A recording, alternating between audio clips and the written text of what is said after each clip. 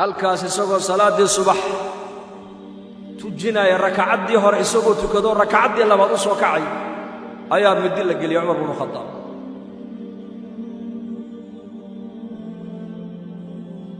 Abu Lu'lu'at al-Majusi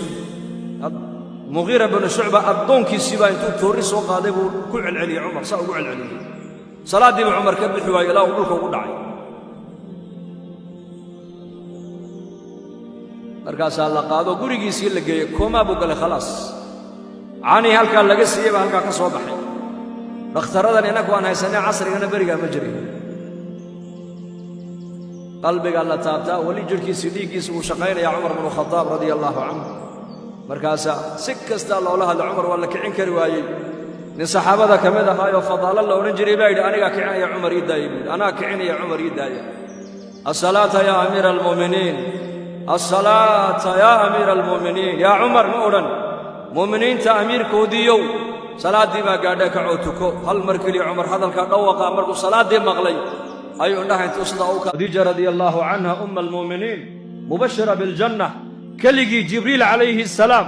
أيا سمد أقيمدي مركاب نبينا أقيمد عليه الصلاة والسلام وأحكى مسجده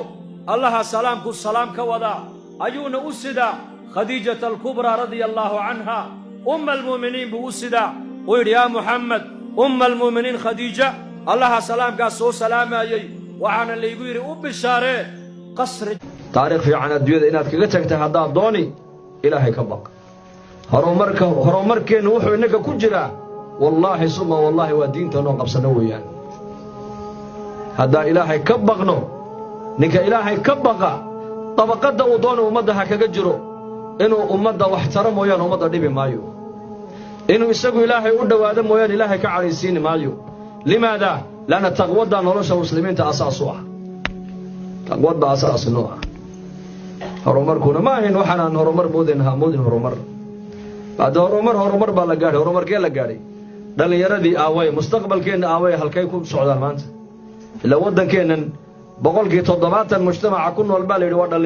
dhalinyaradana ka warama maanta dadnimadoodu waa nooceen akhlaaqdoodu waa caynkii ayay ku dayanayaan ayay isku ekaysiinayaan xaggay u socdaan waa mustaqbalkii waddanka fircoon markii la qabtaba ee aayad la tusaba nabi muuse ku soo ordi jiray baa la yidhi waqaala yaa ayuha saaxiru udcu lana rabbaka bima caahida cindaka lain kashafta cana arrijza lanu'minanna laka walanursilanna macaka bani israa'iil sagaal aayadood baa ilaahay fircoon u tusay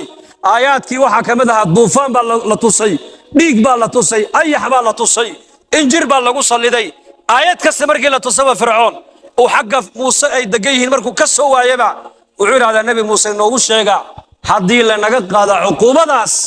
waxaan ku ballan qaada inaan ilaahayna rumayn muusena aan raaci reer bani israa'iilna cadaabka aan ka dayno فرعون موسى لو يمادان فرعون ساس وليه بركاس النبي موسى إلهي ببريا بلايدي با فرعون لقى قاد عقوبتي مرة اللي مركع عقوبته لقى قاد فرعون وحو ليه حي سحر بوها وحو نبو قبتي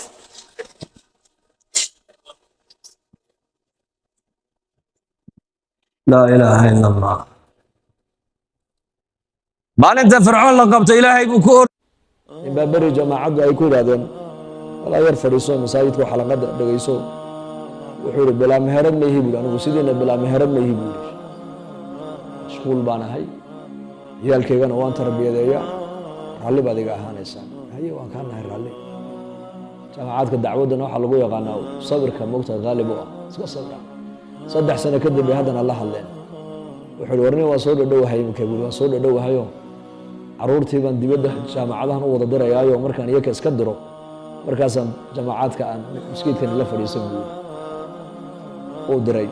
haye imika ciyaalkii ma dirtay haa waan diray laakiin waqti aan la fadhiistay nima hayo iyo kan habeenkiina khadka ayaan kala hadlayo ka waaniyaa buu iyo kan saacado badan ku bixiyaa buu iyo ku dibadaha kala joogo 5 sano ninka jamaacadii kala maqnaayay ninkii cawlan oo madoobaaday oo fool xumaaday ayay maalin masjidka ku arkeen bal noo waran wuxuu waxba igu dhacay buu maxaa kugu dhacay saddexdii ciyaal dibadaha u kala daray haa midna uu waashay buu haye midna maskaxdiisii oo isku darsantay siduu daroogu u isticmaalayay ilaa anu inuu wax baranaya anu haystee mukhadaraad siduu u isticmaalayay isagoo nooc kala ayaa la ii keeno oo dhaqan celinoo meel hargeysa la yidhaha baan ku xiriyay buuhi cilaaj kii kalena rajo mabale khamri buu cabaaba layga yidhi buuhi oo ciyaalku mustaqbalkooga dhisaya markaa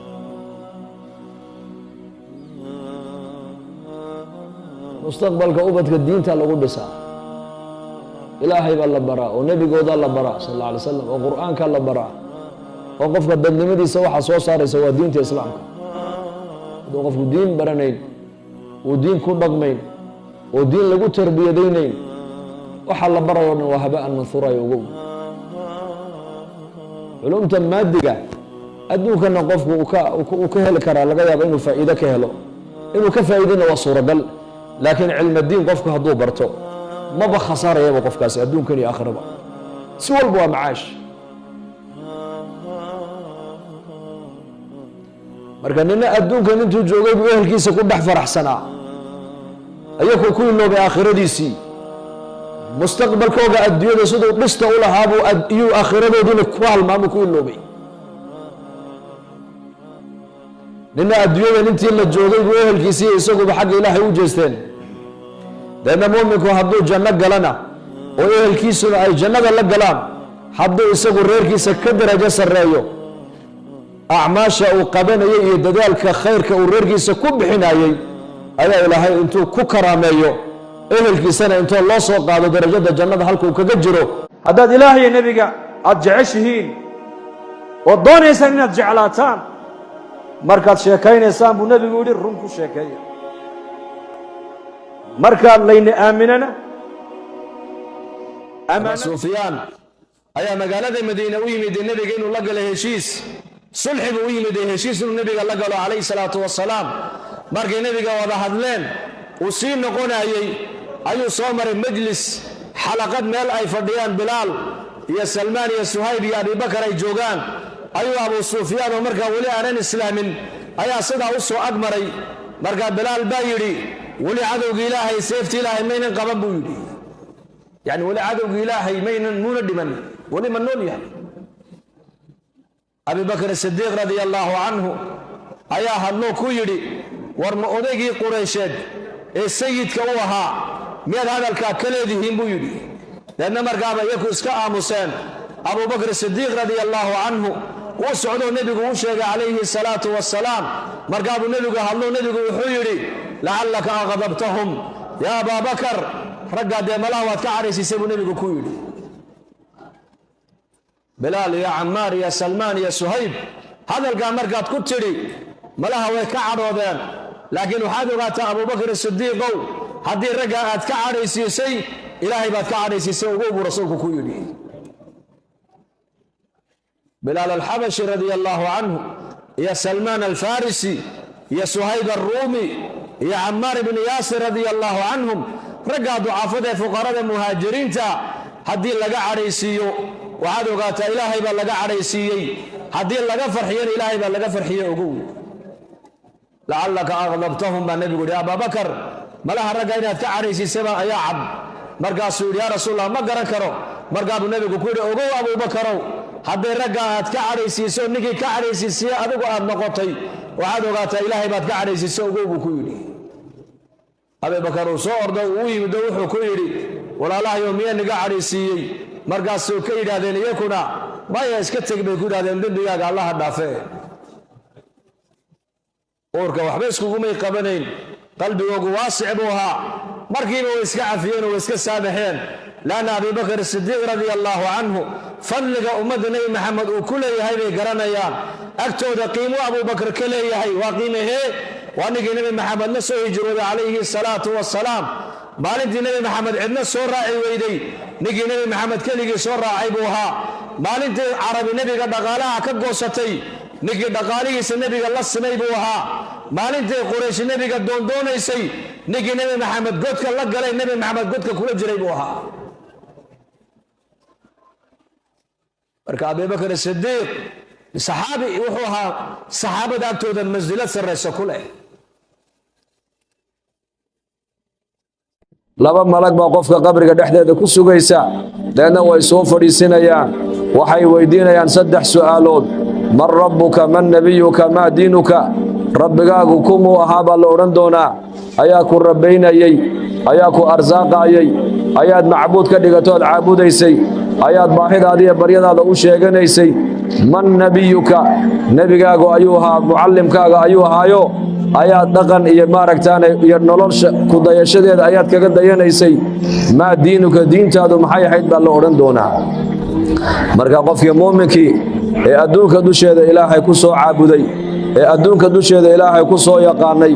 ee adduunka dusheeda ilaahay ku raali gelinayay ee adduunka dusheeda nebigiisa Muhammad calayhi salaatu wasalaam dhaqankiisii iyo sunnadiisii la yimiday waxa uu odhan doonaa rabbigay waa Allah diintayduna waa islaam nebigaygii waa Muhammad calayhi salaatu wasalaam waa rasuulkii ilaahay buu odhan doonaa kanaad weydiinaysaan waa rasuulkaygii Muhammad calayhi salaatu wasalaam وك إلهي قرآنك كلها يثبت الله الذين آمنوا بالقول الثابت في الحياة الدنيا وفي الآخرة ويضل الله الظالمين ويفعل الله ما يشاء doodhame hadday isu tagaan oo rabaan ku anfacaan kuguma anfici karaan wax rabbi ku qoray mooyaane hadday isu wada tagaan oo rabaan inay ku dhibaanna kuguma dhibi karaan wax rabbi ku qoray mooyaane namiimiye run sheegaa haddaad ahayd wad cadaab galaysaa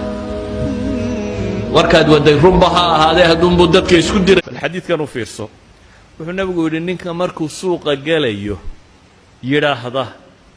xadiidkii ibnu maaja albaani xasan ku sheegayay ninka markuu suuqa galaya yidhaahda laa ilaaha ila allahu waxdahu laa shariika lah lahu lmulku yidhaahda maalin 100 jeer subxaana allahi wabixamdihi subxaana allahi alcadiim dembigiisaa la dhaafaa wain kaanat mila zabad albaxr mawjada badda hadday ballan haddaad gasho oofi ballanka oofintiisu bay culammadu yidhaahdaan qadaaya alkhaleynta ugu badan leh waa iskaga mid inaad gaal la gashay iyo inaad muslim la gashay iyo inaad munaafiq la gashay waa iskaga mid waa gaalo oo waynu iska khiyaamaynaynaa war muslimku wax ma khiyaamayo qadrigana kuma dhaco qadrigu waa ballan furow